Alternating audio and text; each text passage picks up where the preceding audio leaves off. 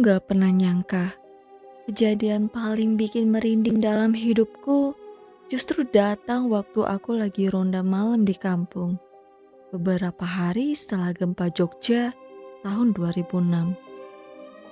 Aku tinggal di sebuah kampung kecil di pinggiran salah satu daerah yang paling parah kena dampaknya waktu itu. Waktu itu suasana kampung masih berantakan. Banyak rumah hancur, beberapa warga masih tinggal di tenda darurat, listrik belum sepenuhnya nyala, dan malam-malam terasa kayak ditelan sunyi. Malam itu, aku kebagian ronda sama 2 orang teman, Mas Wawan dan Pak Sarto. Sekitar jam 2 dini hari, aku lagi jaga di pos ronda dekat jalan kampung, sendirian.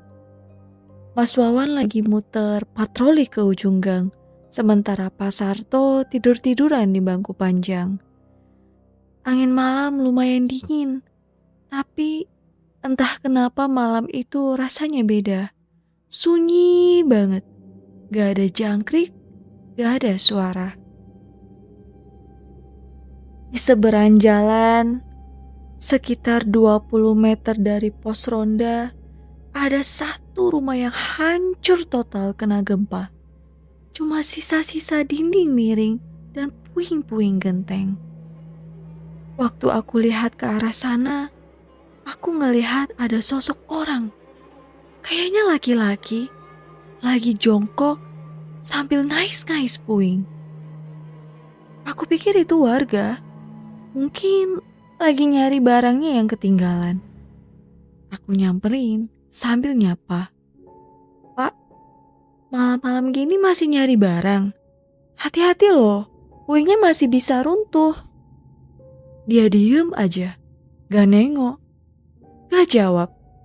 Tangannya terus aja ngerogoh tanah dan pecahan bata. Aku mulai merasa aneh, tapi belum sempat ngomong lagi.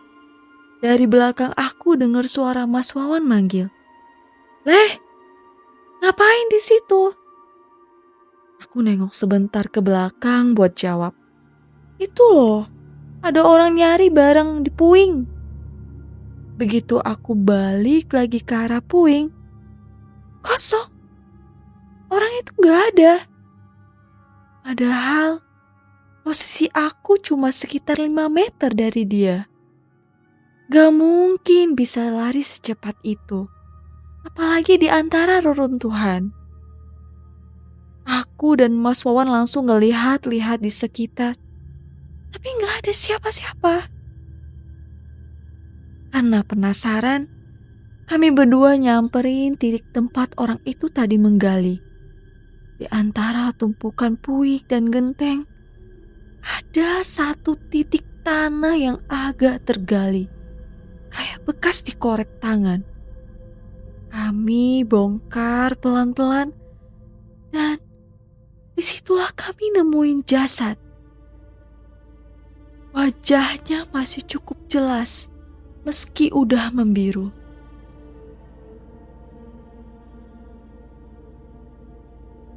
Tapi yang bikin bulu kuduk aku meremang, wajahnya persis sama kayak orang yang tadi aku lihat lagi ngais tanah.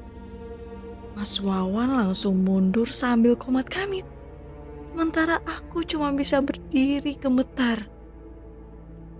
Tak lama kami panggil warga dan kampung langsung heboh. Orang tua di kampung bilang itu namanya arwah penasaran. Mungkin si almarhum belum ditemukan sejak gempa, dan malam itu dia sendiri yang menunjukkan tempat jasadnya. Sejak malam itu, banyak warga yang mengaku lihat penampakan di sekitar puing rumah itu. Sampai akhirnya jasad itu dimakamkan secara layak dan area reruntuhan dibersihkan. Barulah suasana kampung mulai tenang. Dan aku sampai sekarang, tiap dengar suara puing digeser atau tanah dikais di malam hari, rasanya bulu kuduk aku masih berdiri.